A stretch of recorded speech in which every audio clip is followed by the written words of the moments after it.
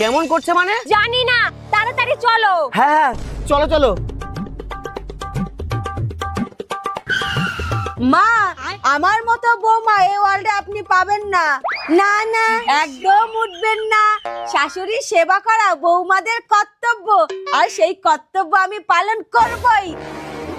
আমি হচ্ছি নামি দামি বৌমা।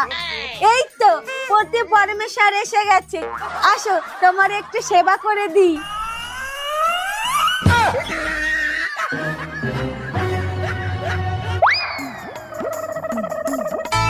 ও কি খেয়েছে রে?